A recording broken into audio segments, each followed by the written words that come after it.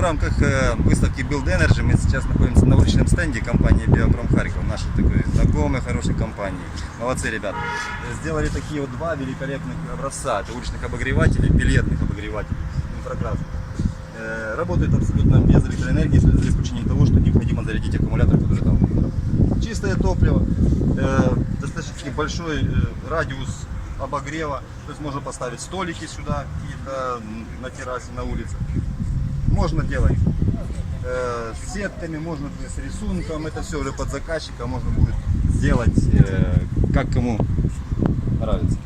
Продолжительность горения этого огревателя на одной загрузке порядка 6 часов. Ага. Здесь идет принудительный поддув, стоит вентилятор, регулятор скорости и внутри встроен аккумулятор. Это Аккумулятор стоит, аккумулятор. да, вентилятор наддува и регулятор скорости. То есть 12-вольтовый идет у нас аккумулятор. Да. Сколько его? Двое суток? Его где-то 2-3 суток, в зависимости от режима, выбранного на регуляторе. Понял. Вот. В комплекте уже кулерочек. идет зарядник дополнительно к нему. В принципе, его можно снимать, подзаряжать, это без проблем. Диаметр обогрева здесь порядка 2,5-2 метров. Ну, зимой мы тестировали, в принципе, до 2 метров в радиусе даже. Снег таял, да. Вот я чувствую, что это сильно. Ну, как инфракрасник здесь работает? Он и как инфракрасник, так и отсекает от зонта, да, идет как коллекционный. Да, загрузка здесь идет моноплана. Съемная емкость для горения. Ее вы загружаете топливом. Ага. Ну-ка. Это уже мы его это уже тестировали горело, да? вчера. Да. Вернее, не тестировали, а показывали людям, Это как работает. как раз воздух, который Это подается. подача воздуха, да, которая обеспечивает само, собственно говоря, горение. Это Тягу создает. Тягу создает. Здесь еще, так понимаю, воздух берется снизу, да? Да, совершенно верно. Первичка, вторичка, все как по книжке. Загрузка происходит следующим образом. В принципе, как и запуск. Засыпается пилета до определенного уровня.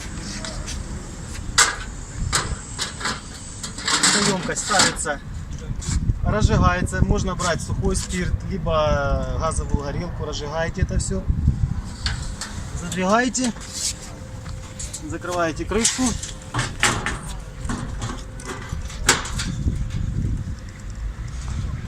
Ну и, собственно говоря, добавляете мощность на регуляторе вентилятора. Включаете его, выбираете режим. В чем его плюс, что он довольно-таки мобильный, его можно легко передвигать, наклонили. Если это уличные кафе, то не проблема, допустим, их завести, вывести, допустим, Да, столиком, без проблем это здесь все. Он довольно-таки легкий, да, тяжелый. спрятать. Плюс ко всему можно снять топку, которая она имеет больший вес, дополнительный вес. Топку сняли, вынесли все, либо поставили на улице, пока топливо остывает. Ну, для владельцев кафе, там каких-то уличных, там террас, это абсолютно не Да, проблема. можно Для и персонала ее спрятать, допустим. Да, без проблем. Можно даже для обычного пользователя дома у себя передвинуть, закинуть под навес какой-то, труда не составит. Работает он на аннулированном топливе пеллете. Вот.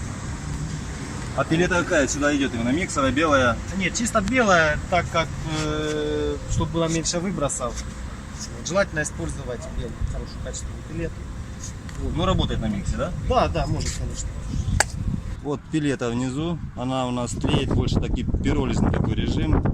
Пламя пошло уже потом по колбе. От колбы. Опять она может закапчиваться вследствие либо затухания, когда топлива уже практически нету, либо когда мы только его разжигаем. Дальше в процессе работы оно будет сам огонь выжигать потихонечку вот сажу. Уличные обогреватели, не требующие ни подвода электроэнергии, абсолютно мобильные, используют экологически чистое топливо, то есть пилета сейчас популярна. И это, кстати, очень хороший такой будет подспорье для владельцев загородных домов, уличных там каких-то кафе, домоводых, баз.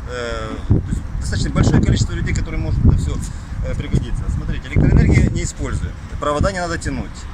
Пилету взяли мы в таких вот пакетах полиэтиленовых, хранить можно долго достаточно. Ну, как по стоимости, где-то в районе 24-25 тысяч гривен, это очень интересный прибор получился. И самое очень хорошее такое, что это украинский производитель, это наша любимая компания Биопром Харьков. ребята постарались, сделали изящные такие вот вариации. В принципе, я думаю, что на этом еще не закончится. Что-то будет дальше интересно.